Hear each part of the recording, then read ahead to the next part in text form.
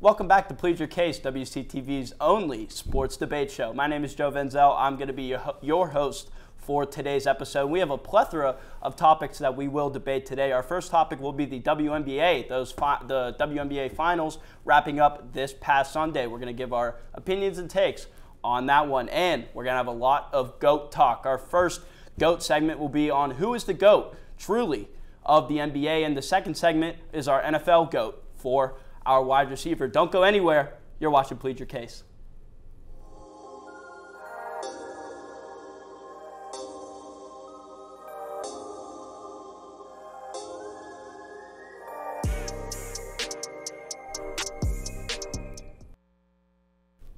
You're watching Plead Your Case. I'm your host, Joe Veneziale, and our first topic that we're going to talk about is the WNBA. And the WNBA Finals ended on Sunday with the Las Vegas Aces beating the Connecticut Suns 3-1 in that final series. I am now joined by my two handsome panelists, Colin Rhodes and Brock Owens. And guys, this Finals, I mean, the Las Vegas Aces really took charge in this one. I mean, specifically so to Becky Hammon.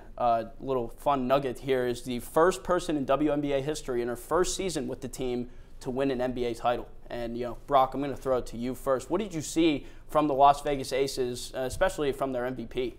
Yeah, I mean, first of all, that's pretty impressive. First-year coach winning the title. Yes. I mean, I don't care what league it is. That's pretty impressive stuff. I mean, she's only like 45, I believe, is her age. So it's pretty impressive that she won the championship first year with the Aces in a 3-1 series. So it didn't even go to a final. They play 5-game series in the WNBA Finals. So the 3-1 win didn't even go to a final one. The Sun had a huge blowout win in Game 3 to avoid elimination, 105-76. But otherwise, it was pretty much all Aces. Chelsea Gray won MVP, putting up a little over 18 points a game, 3 rebounds, 6 assists, playing solid defense. A'ja Wilson was also a great player for the Aces during this series. And that's another thing that we're going to debate here. I guess we can throw it to Colin for this one. The debate here is Chelsea Gray did win the MVP, having a great performance in this Finals, but A'ja Wilson winning the regular season MVP for the Aces and putting up 40 points in those last 2 wins. Colin, what is your take on that, and what did you see from both of these players in the series? Well, there's no doubt that Chelsea Gray played great in Game 4 to clinch the title series for them. But the MVP really in the finals should be given out to the best player throughout the entire series. We saw that in the NBA, for example. We saw that with Kawhi Leonard in the Toronto Raptors in 2019 when they beat the Golden State Warriors. He really did not play well in the game that clinched the title for the Raptors, but he played well throughout the rest of the series that he ended up being named MVP. But looking at the WNBA Finals this year, A'ja Wilson had, in my opinion, better stats overall with the Aces in the Finals. 20 points per game, 9.8 rebounds per game. That's just about a double-double. That's really impressive. And the stats that Brock gave for Chelsea Gray's performance, 19 points per game, not even, 5 rebounds, maybe 6? 3 rebounds, 6 assists. 3 rebounds, 6 assists. Impressive, but not at the same level as basically a double-double. So I really do think A'ja Wilson should have been given the MVP, not just because, she was the regular season MVP, but because she performed well throughout the entire series. She grabbed 14 rebounds in Game 4. 14. That is dominance on the glass. That's even, I would say that's more important than the 11 points that she got that game. Brock, I'm going to send that question over to you. You're MVP for the series. Listen, both had great series. You can't go wrong with this. But, I mean, when you look at Chelsea Gray, I mean, yeah, she had a few less points. But when you look at assists, 1 assist per game for A'ja Wilson as opposed to 6 for Chelsea Gray, I mean, that's a lot more points responsible for by Chelsea Gray. So you can't go wrong either way. I know the rebounds that A'ja Wilson got, just about 10, just under that, as opposed to 3 for Chelsea Gray. And then also blocks was a big thing. A'ja Wilson got 2.5 blocks a game. And, Chelsea Gray plays, some pretty solid defense. But, she had about the same amount of steals per game, but she doesn't really get blocks. She got 1 block in the series. So, but when you look at the offensive side, it really runs through Chelsea Gray, because you look at, you think of a point guard, and that's who's distributing the ball. That's what Chelsea Gray is for this team, and she still put up, it was within 2 points of A'ja Wilson's points per game with 5 more assists. That's a lot more points responsible for. Absolutely. And another interesting fact about A'ja Wilson, her first 4 seasons in the WNBA, she made 1 3-pointer. This past season, she has made 31 3-pointers. Talk about a big turnaround. And in my opinion, I believe that A'ja Wilson should have won MVP in this series, only for the fact that the rebound category, like Colin, you said, is 14. That's a big number, especially under the glass, and they usually do take a lot of 3-pointers, mostly in the WNBA. But I mean, if you can get those rebounds, that's a big part of the game. But moving on to the series as a whole, Colin, these games were very close in the wins against the Suns with the Aces. I mean, what did you see looking back at this? From those close games, do you think the Aces could have put up, I guess, a less of a competition, or I should say the Suns put up more of a competition, or was it more of just, the blowout game kind of consolidated those two things? Well, in a way, the blowout game consolidated those two things. Like, the Sun beat the Aces by 29 points in Game 3. That is huge. Like, you don't, that's like as many points as a single player can get you in a game, like a single star player.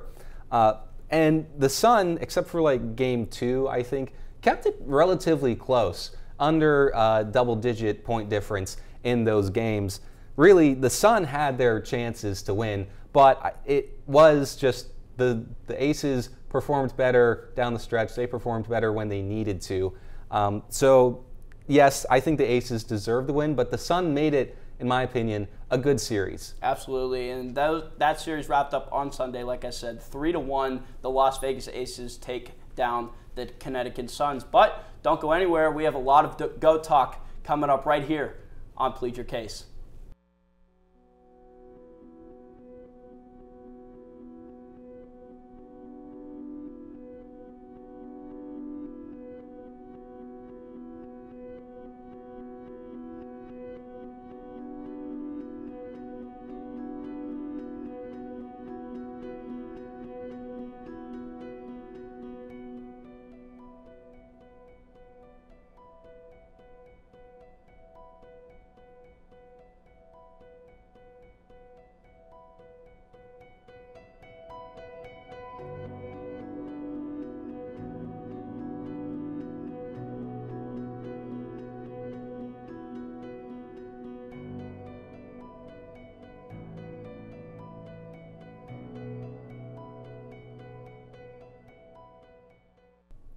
It's time for the NFL Pick'em segment here on Plead Your Case. 2 candidates will go head-to-head and choose their winners for games around the NFL for Week 3. I'm your host, Caleb Yauger, and today, in this corner, we have our champion from last week, Spencer Frattare. Spencer defeated Austin Bechtold last week, going 11 of 16 for right picks. But in this corner, we have a contender, and his name is Mike Saliba. He is attempting to dethrone Spencer. Gentlemen, I want a clean fight. Don't worry, punches are not going to be thrown, ladies and gentlemen, but it will get heated. First game that we're going to discuss, Steelers at the Cleveland Browns this Thursday night at 8:15. Spencer, since you won, you're going to be making the first pick every time. Go ahead. Well, Caleb, Mike, it's great to be on with you guys, but you see the Cribs jersey on. I got to go with the elite running back duo of Chubbs and Hunt. And guys, it's an easy win. I'm taking my Steelers jersey. I'm throwing it. Get it out of here. Give me Cribs. Give me the Browns. Easy win. Well, the Browns have been owned by the Steelers for years. They blew a lead to a mediocre Jets defense, so not that good. I think this is the week that the Steelers truly find their offensive identity with a big game behind Chase Claypool. So I'm definitely taking the Steelers. So. All right. We already have a disagreement. So we'll go over to the Sunday games with the 1 o'clock games to start. Bills, Dolphins, 2-0 for both teams. Who's going to win this one in Miami? I think it's an easy one. I love the Dolphins. I love how their comeback game against the Ravens last week. But I think it's completely ridiculous that some people are saying the Bills got lucky against the Rams in Week 1. That's completely ridiculous. This is Bills Mafia we're talking about. Give me Josh Allen over the Dolphins with ease. Yeah, I completely agree with you that when the Bills look like the best all-around team in the NFL. My prediction for this game is Josh Allen has more rushing touchdowns than passing touchdowns. So I agree with you there, Spencer. Now going over to Bengals, who are 0-2, and Jets, who are 1-1. The comeback win against the Cleveland Browns. Who's going to win this one? Yeah, Caleb, like you said perfectly, I don't want to talk about it. But with that being said, I'm going to have to take the Bengals. I just don't think the Jets have another win in them, and I think the Bengals, starting off 0-2, are due for a win this week. For sure. Burr's definitely due for a bounce-back game. Mixon's also going to have a good rushing game, I think. Behind an improved O-line who's kind of figured things out these last couple of weeks. So. Now, the next matchup, a very interesting one happening in Tennessee. Both teams 0-2, the Las Vegas Raiders and the Tennessee Titans. Who you got? Well, we picked the Raiders last week, and again, as much as I'd love to go with our producers, Logan Piscopo's Raiders, I got to go with the Titans. I feel like King Henry is due for a big rushing game. I got him going for 150 yards against the Raiders defense this week. Give me King Henry and the Titans for this week. I'm playing favorites here this week for Logan. I'm wearing the Bo Jackson jersey for him. He gave me the size medium, so, that kind of doesn't help. But I think Darren Waller's going to have a monster game. The Titans have been getting slapped around a lot, so I think that continues for them without a doubt. Another 1 o'clock game, the New Orleans Saints at the Carolina Panthers. Will the Saints go 2-1, or will the Panthers search for their first win of the season? Caleb, I really liked how the Saints played last week against Tom Brady. They just weren't able to hold on, but I'm going to take the Saints. 1, because I love Famous James. I think he's going to have a great season this year. And 2, Baker's on the Panthers, and I hate Baker Mayfield.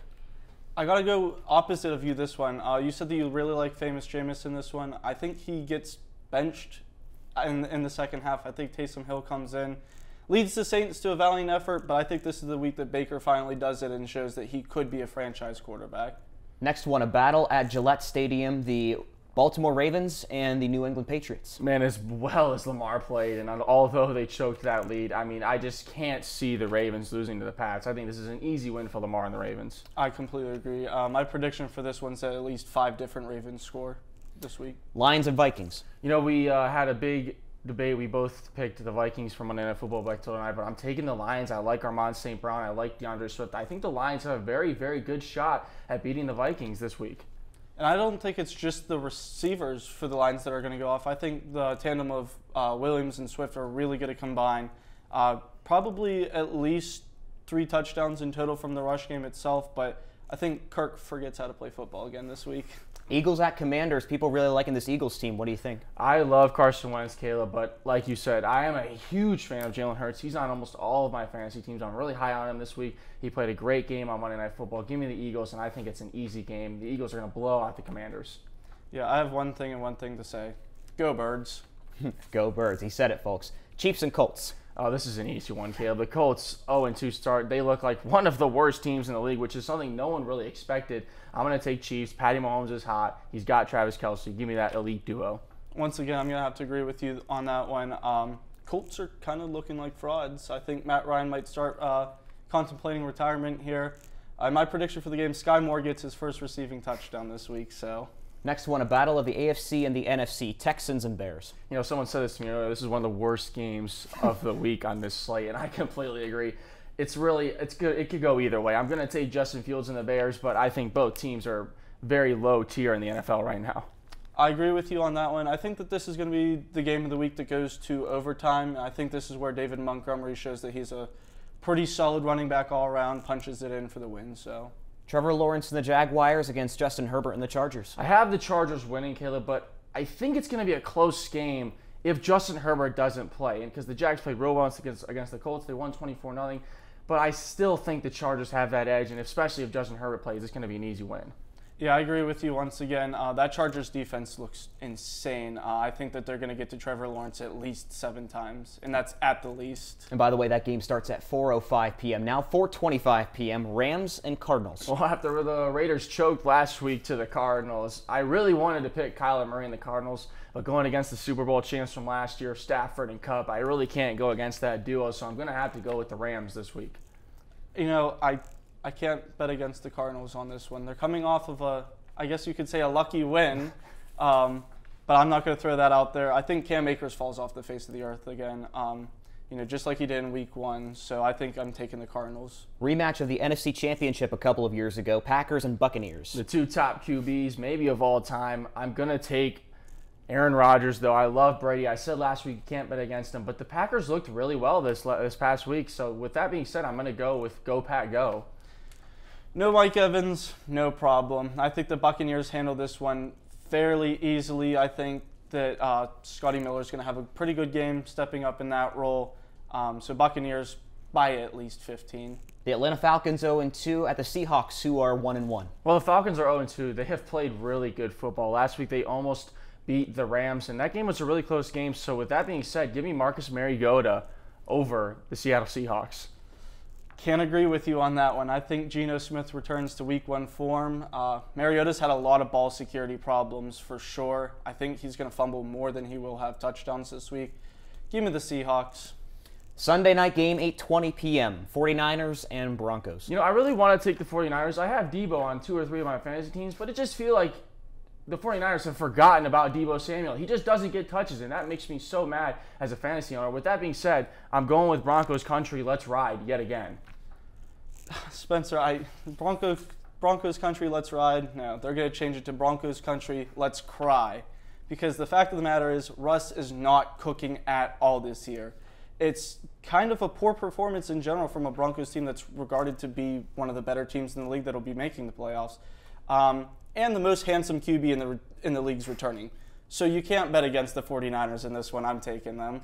Can't argue with that point there. Anyway, Cowboys and Giants Monday night, a battle of the NFC East. Final game. Well, I think most people expected the Bengals to absolutely blow out the Cowboys without Dak, but the Cowboys, you know, they put together this valiant effort and a game-winning field goal, beat the Bengals. But with that being said, I like the 2-0 Giants. I like how Saquon's playing right now. I like Daniel Jones. Let me get that duo and let me get the Giants over the Cowboys. And I'll agree with you on that one, Spencer. I think Saquon rushes for more than Pollard and Elliott combined. And I think the offensive line is able to keep Micah Parsons, at ease. I don't think he gets to Daniel Jones at all. So, once again, give me the Giants. Once again, it's Spencer Frattare and Mike Saliba for the NFL Pick'em segment. We'll be right back with more right here on Plead Your Case, so don't go anywhere.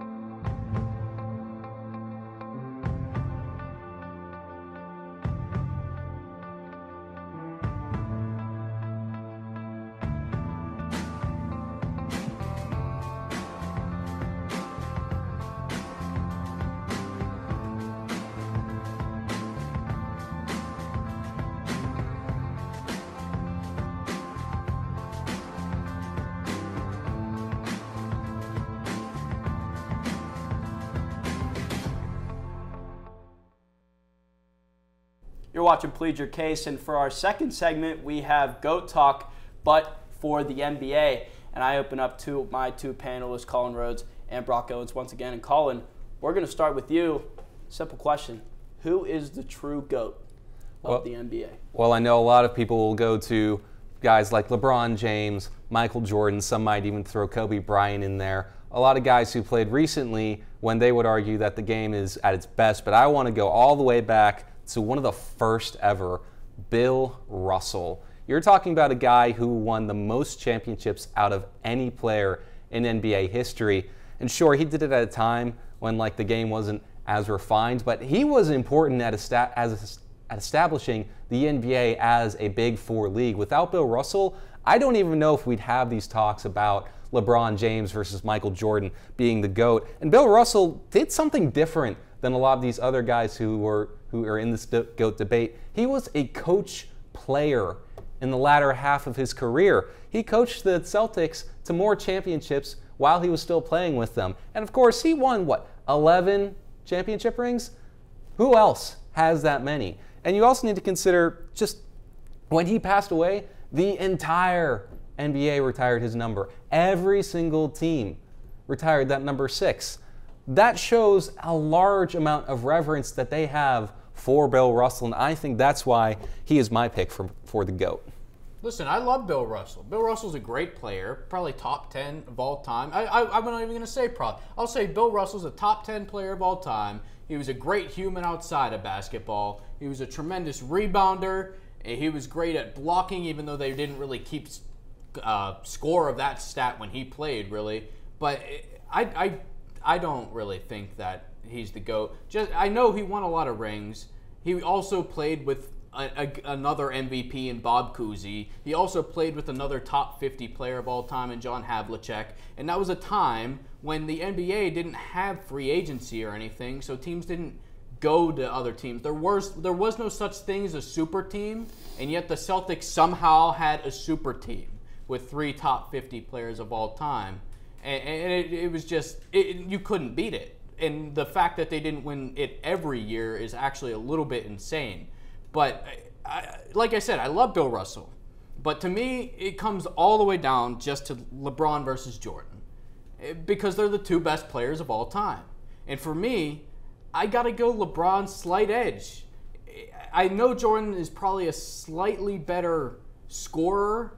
He has 3 more points a game through his career, although I will say that LeBron is more efficient with a better field goal percentage and a better 3-point percentage. And when people make an argument, LeBron versus Jordan, it almost always comes down to Jordan's 6-0 in championships. But to me, that also comes down to Jordan didn't make the finals 9 times.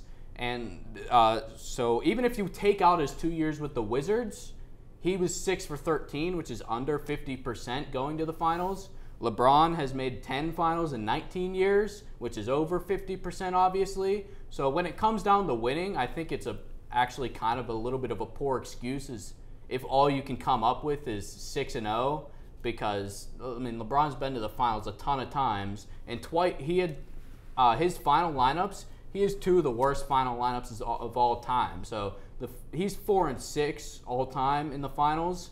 But I mean, Matthew Dellavedova was the 2nd best player on the Cavs one year because both Kyrie and Kevin Love were hurt. And then his first final, you can hardly even name a player on the team the first final.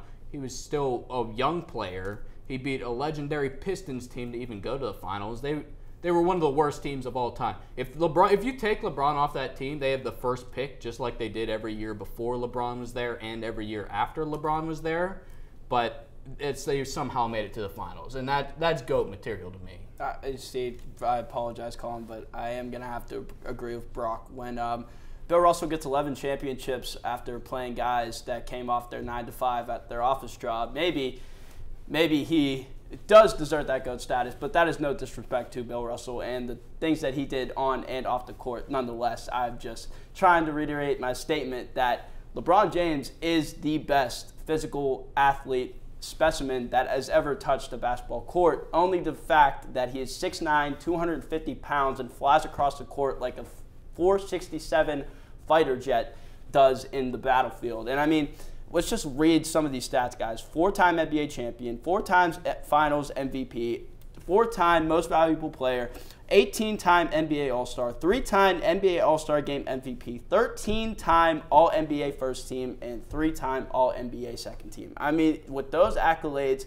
and the peak of athletic performance that he plays in today's game and has been dominant since he was 18 years old, right out of high school, I just don't think that you can say, like Brock said, 6-0 or 11 rings. Like, yes, those are championship matters that do matter, but in the sense of GOAT material, in my standpoint, is whether what you can do athletically on the court, make an impact on the court, and make a difference on and off the court, whether that be with the fans, the game itself, and whatever they're doing. But nonetheless, Colin, I mean, you're fighting a losing battle here, unfortunately, with 2 of us taking this GOAT. But what do you have to say to us saying these things, and what's your rebuttal to that? I mean, quite frankly, I think you're just looking at you're looking too much at more recent history. You try to talk about GOATs with someone who's much older than us, like say the head of our department here at WU. He would tell you probably someone entirely different from what we said, and you need to consider the fact that it's a title of greatest of all time. It's a bit hard, I would admit, to pin that on just a player from a certain era, but you also want to consider the impact they have on future eras. Bill Russell, I think, has had the biggest impact out of anyone in this GOAT debate. Maybe not Michael Jordan, but as you said, LeBron might have the upper edge on Jordan. But still, Bill Russell, perhaps the first GOAT, maybe even the most important GOAT. That's my argument. I do have like two more things to add here. Number one, I love Bill Russell, but when it comes down to that era, you got to put in Wilt Chamberlain, who scored more points than Bill Russell, got more rebounds than Bill Russell, and was a better passer than Bill Russell too. I mean, Wilt Chamberlain led the league in assists one year just because he was told he couldn't pass, and he still put up a whole bunch of points. He put up way more points than any. Like, you can't even imagine what Wilt Chamberlain was doing. 100-point game. That's not even been touched. It hasn't even been close. The second highest is Kobe got 81. So it's not even. It can't be touched. And Wilt Chamberlain also averaged 50 points in a season. So when it comes down to that era, I would actually take Wilt Chamberlain over Bill Russell, even though he didn't win a whole bunch of championships, because he didn't have Bob Cousy and John Havlicek on his team as well. But when he went to the Lakers, he started winning a whole bunch of championships because he was on the best team. So, firstly, I would say Wilt Chamberlain's actually a better player than Bill Russell, even though Bill Russell's great, like I already said, top 10 all time. But Wilt Chamberlain was amazing. And then as far as LeBron goes, I just have to say, like, the longevity. He's been dominant basically every year, top 5 player since not his rookie year, but every year after that. And he's going into his 20th year, guys. Can you believe that? Like, he's played 19 years, and he's still like a top 5 player in the entire league. You know, old school, new school. I mean, the debate goes on whether that be, you like the old school things or the new school things, but nonetheless, that is our Go Talk for the NBA. Don't go anywhere. We have the greatest NFL wide receiver of all time right here on Plead Your Case. You're watching WCTV, where we aim to bring you the best local coverage of what you care about most. Everything from local businesses to hometown sports and the latest weather. We're keeping up to date with what you need to know about issues that affect our campus and our community. We're telling the stories that matter, celebrating our past, our future, and our potential. So tune in for all the latest buzz right here on WCTV Channel 14, Waynesburg. Back here on Plead Your Case, and for this segment, our NFL segment, we have the greatest wide receiver of all time. And before I send it to my panelists, I'm going to go off of who I think is the greatest wide receiver of all time, and that would be none other than number 84, number 81, Randy Moss. And Randy Moss, by far, is the fastest wide receiver in NFL history. And that is not coming from me. That is not coming from sources. That is coming from actual NFL corners and players that have lined up against Randy Moss and said that he is the fastest player that they have ever played against. And just throw some stats out there real quick. 218 games, 982 receptions, 15,292 yards, and 15.4 yards per reception, to be exact. But nonetheless, I mean, overall, if you have a catch named after you in this league, I don't understand why he is not already, after that, considerably the GOAT. And I'm going to throw it to my panel, where they're going to spill off whoever they think is the greatest wide receiver of all time. And I already see it coming. I'm going to throw it to you, Mr. Owens, there on the end. Go ahead and say who you think. Yeah, thanks, Joe. I mean, first of all, I got to start with your last thing. I don't know if you remember this, but there's this thing called an Odell. Do you think Odell's the second best wide receiver of all time? Because if you make a one-handed catch, he's, it's an Odell. Yeah. Well, so that's just, let's take that out of here a little bit. I do love Moss. I love Moss, but he's not Jerry Rice. Jerry Rice just has it. He has all the records, receptions, yards, touchdowns. It doesn't matter. It's all Jerry Rice, and not to mention that Jerry Rice actually has more receiving yards per game than Randy Moss. It's not like Moss just was so dominant for the short period of time, like more dominant than Jerry Rice in his prime.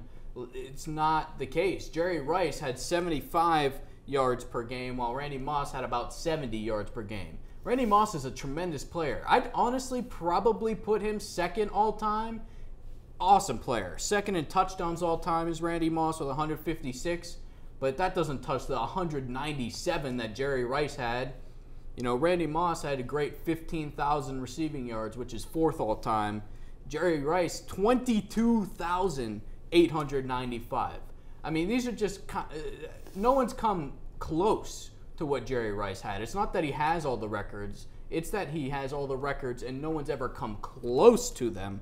Not to mention the longevity. I mentioned this in the NBA segment, but Jerry Rice's longevity, he had 2,509 receiving yards after the age of 40. The second person on that list is Tom Brady with 6 receiving yards. Don't we love to see that? Don't we love to see that from Mr. Brady there, Brock? But I'm gonna just, go off of what you said real quick. I mean, you talk about an Odell being a one-handed catch or whatever. I've never heard personally people call a one-handed catch an Odell, but that's just me. I mean, every week when somebody goes up and grabs a ball from the corner, they said that's mossing, and it's mossing and mossed. Somebody got mossed. Has been around way longer than the Odell thing. And nonetheless, I mean, you want to talk and spew all these stats about Jerry Rice, having #1 in touchdowns, #1 receiving yards. Let's look at the quarterbacks that he had throwing to him. Joe Montana, arguably the greatest quarterback of all time. Steve Young, another arguably one of the greatest quarterbacks of all time, back to back. And I'm not saying that Randy Moss didn't. Obviously, he had Tom Brady for a good tenure of his career. But nonetheless, Jerry Rice was getting those passes from 1979 until wherever, 1992 or whatever. I don't care. I personally don't really care, because if you're going to look at that and not at the GOAT aspect of what I talked about in the NBA segment, I believe that Randy Moss is still the greatest wide receiver of all time. But Colin Rhodes, by all means, go ahead. Well, first off, I agree with Brock. I think Jerry Rice is the greatest wide receiver of all time. I'd even say he's the greatest player of NFL history.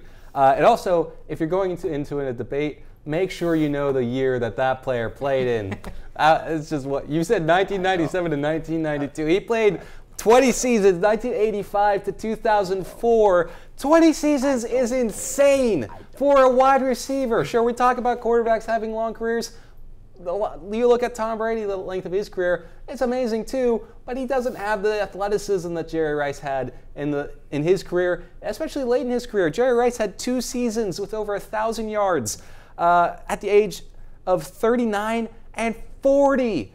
He also had, what is this, a Super Bowl appearance with the Raiders back in 2002. He played, this is a little crazy stat, in 2004, his last season, he played 17 games. He started a lot of games in almost every single season of his career. He played in 16 games in all but 2 of his 20 seasons. One of them was by injury. That was back in 1997. That was the second season he didn't play all 16 games. He's a 2-time Offensive Player of the Year. He is arguably, actually this is a little something interesting, he has over 200 career touchdowns. He has 207. On top of his 197 receiving touchdowns, he has 10 rushing touchdowns. You're talking about a guy who can do it all when they need him to. And quite frankly, it's just, I don't know. Randy Moss is a great receiver. He was perhaps one of the greatest receivers of his time, but that time was after Jerry Rice. The greatest receiver of all time. No. You kind of misspoke there, Colin. But I understand where you're coming from. I mean, the Raiders organization throwing a 45-year-old old wide receiver in the Super Bowl and playing 17 games. I mean, I don't know. That's just personally not my best interest on that. I mean, if you want to talk about the GOAT wide receiver, I don't know why he's playing 45, 2002 in the Super Bowl with the Raiders. He should have retired because he's been there, done that. I'm sorry. I'm still sticking to my guns. You can spill off all the stats that you guys want. It's Randy Moss.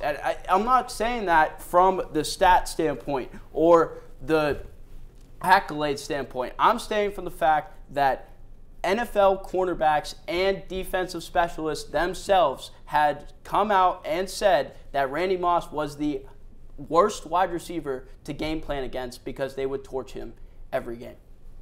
I love Randy. I've already said I love Randy Moss. Second best receiver of all time, in my opinion.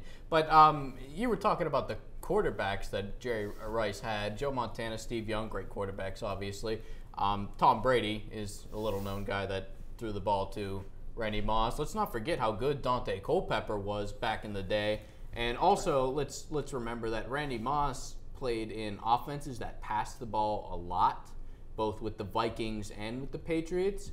And the 49ers actually were top 10 in rushing every year when rushing the ball was a really big deal. Everyone ran the ball over half the time, and the 49ers were very good at running the ball, and yet they still had a guy who led the league in receiving 6 times and led the league in receiving touchdowns 6 times.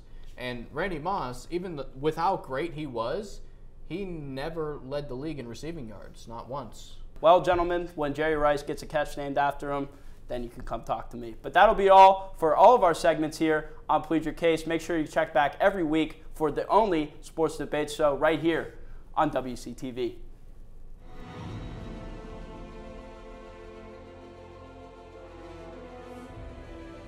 This has been a production of Waynesburg Community Television.